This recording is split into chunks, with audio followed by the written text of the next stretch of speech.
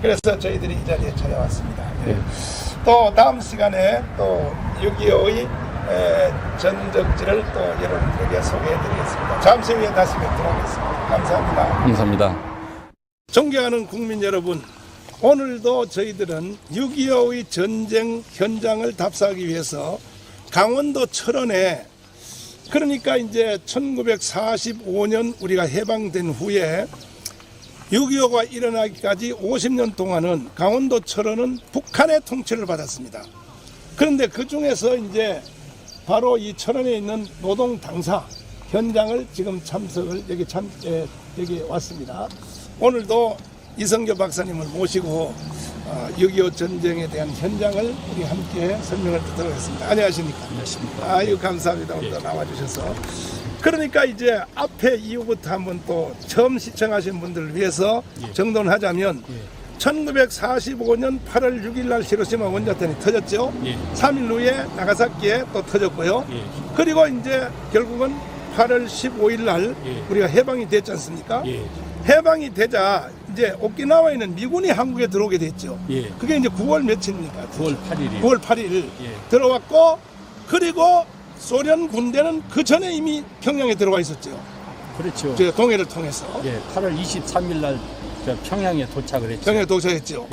그래 결국은 이제 이 진공 상태에 있는 한반도를 누가 가지느냐 하는 것 때문에 가졌는데, 제가 이제 저도 알아보니까 오키나와에 있는 미군이 온 것은 처음 온 것은 지금 이번에 와 있는 미군은 두 번째 왔죠. 그 6.25 때 왔으니까요. 처음 온 미군은 지금 요즘 그 정교조나 뭐 주사파 애들이 거짓말하는 것처럼 한국을 제국화, 미 제국주의에 두기 위해서 왔다는 말은 거짓말 같고. 거짓말이죠. 예. 근데 그때에 우리 한국 안에 일본군들이 약 35만 정도 있었지 않습니까? 그걸 그대로 두면 일본군이 나갈 때 유부녀 성폭행하게 나가고 또 우리나라 문화재 다 가지고 나가니까 그냥 점령해버려요. 점령해버리죠. 그러면요. 그러니까 이제 전쟁이, 그때의 전쟁은 특이한 전쟁이고 인류 역사상 처음으로 핵무기를 사용한 전쟁이기 때문에 본토가 항복했지 나와 있는 저 관동군이나 한국에 있는 일본군은 항복 안 했죠. 그 핵무기가 뭔지 모르니까. 그렇죠. 그러니까 그대로 주장하는 거죠. 그 핵무기가 뭐냐면은 사이판에서 싣고 왔거든요. 그렇죠, 맞아요. 그러는데 이제 그 중령한테 이건 엄청난 무기니까 떨어치고 투하하고 바로 사이판에 오라.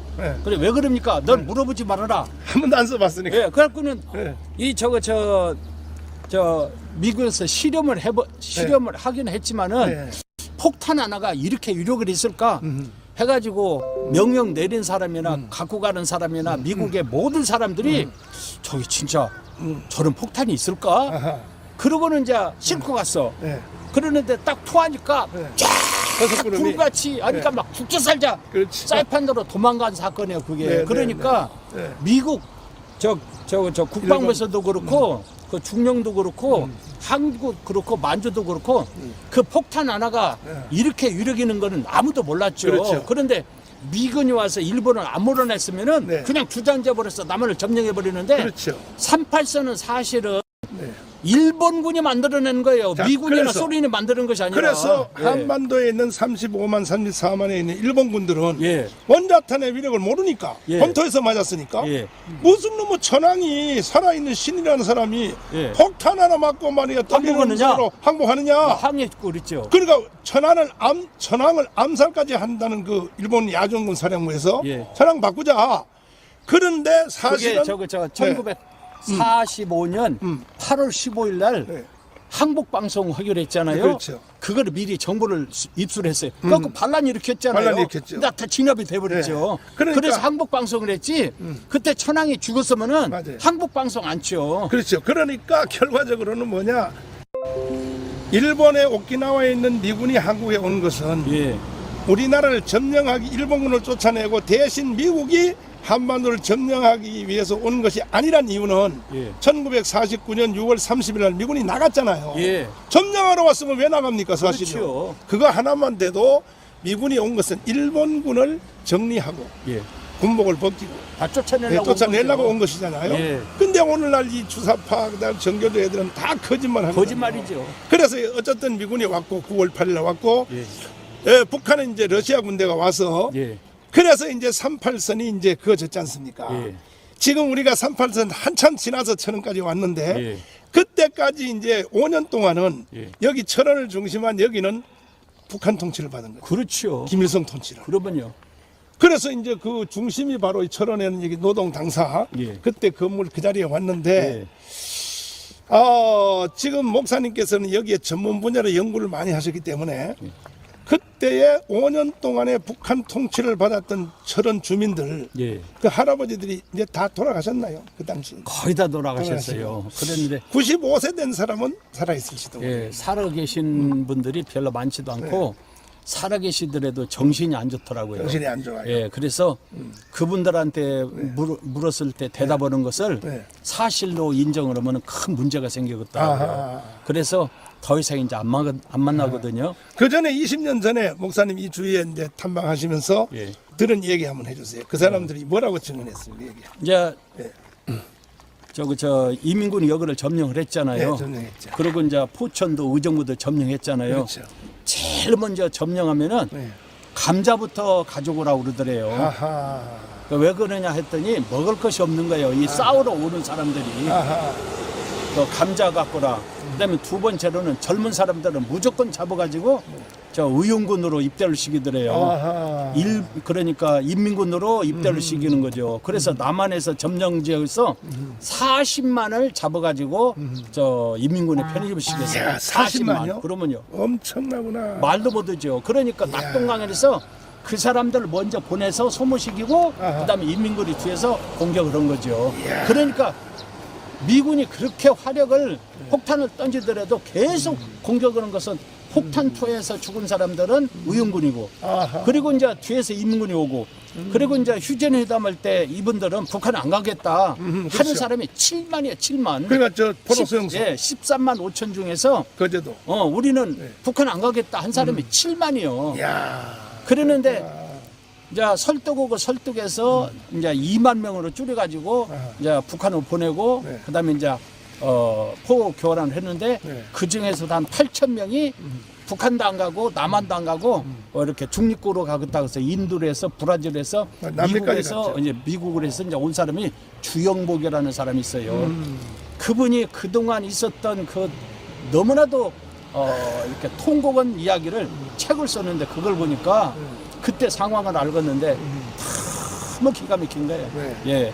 그래서 의용군으로 간 사람들이 남한이 고향이니까 강제로 징집했으니까 저 북한 안 가겠다 그랬을 때 7만 명을 보내지 말아야 되는데 그때는 뭐 작전권이 전부 다 미군에 있기 때문에 이승만 대통령은 아무 힘이 없잖아요. 그래서 이제 포로 석방이 그래서 나온 거예요. 강제로 석방. 요것은 이제 6.25 예. 답방에 예. 마지막 가면 이제 휴전 그렇죠. 나오죠. 그때 가서 다시 한번 설명을 예. 자세히 하기로 하고요. 그리고 또 여기는 네. 북한에서 저 연백평야하고 철원평야하고 평양 앞에 평야가 굉장히 좋거든요. 이 세 군데가 저 북한의 곡창제. 주 곡창제 산지인데 저 밑에로 가면은 저 운천 있잖아요. 네. 운천은 지난번에 말씀하듯이 맞아요. 인민군 3사단 있었거든. 그렇죠. 네. 3사단에 이제 전차 있고 하는데 하고 그다음에 인민군 4사단 이건무 사단장 거기는 이제 동두천도로 공격해서 연천이 사령부요. 그런데 연천하고 인민군 4사단하고 그 포천에 운천의 인민군 3사단을 뒤에서 보고하는 보급기지가 여기에요. 아, 그렇구나. 그리고 저 춘천하고 강릉을 이제 공격하는 그 보급부대가 금화에 있었거든요. 아, 금화가 2군단 이제 보급부대고. 그래서 여기가 6.25 때 굉장히 이 보급부대 없으면 전쟁 못 하잖아요. 중요한 데거든요. 그리고 저 앞에 보면 그 구멍이 떨겨져 있는 거 있잖아요. 저 앞에도 있고 저기도 구멍. 이것은 이제 북진할 때, 야 여기서 인민군하고 이제 국군하고 이제 미군하고 싸움이 벌어져서 이걸 탈환할 때, 야 공격은 여기서 인민군이 계속 저항하니까, 야 국군하고 미군이 공격인데 기관총 쏜 자리는 구멍이 크고 소총짜리는 조그맣고 다 있어 보이죠, 저게 이제 여기서 싸움을 얼마나 했다는 것을 알 수가 있죠. 그러니까 후퇴면서도 인민군이 막 도망가는 것이 아니라 굉장히 저항하면서 이제 도망간 거죠. 그래서 이 철원을 안 뺏기려고 김일성이가 엄청나게 애를 쓴 거예요. 이거는 또 전혀 딴 얘기인데 예. 광주 사태 일어났을 때 예. 헬기 사격을 했냐 안 했냐 해서 빌딩에 있는 총탄을 놓고 예. 그 뭐 지금 수십 년째 이제 논쟁을 하고 있는데 예. 지금 여기 와서 보니까 이게 이제 기관단 좀 캐레바 50으로 보입니다. 보니까 예. 그건 구멍이 크잖아요. 크죠, 이게 예. 크죠. 전문 우측이요. 예. 저기요. 그 헬기에서 만약에 총을 쐈으면 저 정도 흔적은 나와야 되거든요. 예. 그 흔적 조금 나온 거 가지고는 그건 뭐 나중 문제고. 예. 그러니까 결국은 인민군들이 6.25를 안 익혔으면 예. 38교로부터 예. 철원, 운천 이게 다 북한 땅인데 그렇죠. 예. 괜히 그놈들이 시비 걸어가지고 예. 6.25 통해서 우리가 사실 북진에서 뺏은 거죠 이게요. 예. 이 넓이가 엄청나더라고요. 말도 못해. 그러니까요. 그래서 네, 네. 북한에서는 지금도 미군이 공격했는데 김일성 장군이 막았다. 백전백승의 천재적인 장군이다. 그러거든요. 네. 그건 완전히 거짓말쟁이에요. 거짓말. 아니 이걸 전쟁했으면 이걸 뺏기지 말아야죠. 그렇죠. 뺏길 것 같으면 전쟁을 하지 말든지. 맞아요. 그리고 저 시작을 했으면 그냥 부산까지 점령을 해서 끝을 내든지. 네. 바보같이 가다시고 해가지고 다 뺏겨가지고는 백전백승의 김일성 장군 미군의 공격을 했는데 막았다고 그렇게 거짓말하는데 이 방송이 유튜브 방송이 요즘에는 북한에도 강남 세력이 있다고 그래요. 맞아요. 그 강남 세력은 보통 20대, 30대 초반 얘들이 USB를 통해서. 예, 생각이 다르고 사상이 다르대요. 그래가지고 우리나라 강남 같이 그 사람들도 강남 세력이라고 그러는데 강남 세력은 생각이 달라요. 그러니까 이제 이 유튜브를 통해서 북한으로 가게 되면은 이 역사를 쫙 그냥 듣잖아요. 네. 알고 봤더니 김일성이가 바보네 백전백승이 아니라 그러면은 상당히 문제가 될 거예요. 제가요 작년에 1년 동안 청와대 앞에서 예. 제가 투쟁을 했지 않습니까? 예. 예배도 드리고 이것이 USB로 담아가지고 예. 저 압록강 두만강 건너서 북한으로 들어갔어요. 예. 내가 그 청와대에서 싸우는 것이. 예. 그래가지고 그걸 들은 사람이 편지가 왔어요. 북한에 있는 주민들한테. 예. 뭐라고 했냐면 남조선 수령님 정강훈 목사님.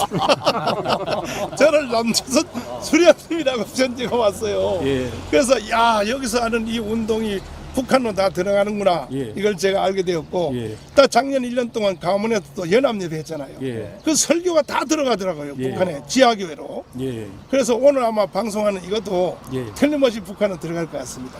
북한에 스마트폰이 600만 대래요. 600만 대 맞아. 이제 600만 대인데 이제 스마트폰 시대라 북한에서 제저기가 어렵다고 그래요. 그렇죠. 그러니까 이 방송을 끝까지 잘 하게 되면은 젊은 사람들이 6.25를 일으켜 놓고 이렇게 됐느냐 그러고 그렇게 거짓말했느냐 그러면은 젊은 사람들의 생각이 바꿔지고 운동이 바꿔지고 뭐 주변이 바꿔질 거라고 그래. 그러니까 이 방송이 굉장히 중요하고 맞아요. 북한에서는 이걸 막으려고 엄청나게 애를 쓴다고 그래요. 그래서 북한에서도 그 여자 하나 있잖아요. 유튜브 쫙 나가면서 막 하는 거. 그 남쪽에 유튜브를 막기 위해서 만드는 거래요.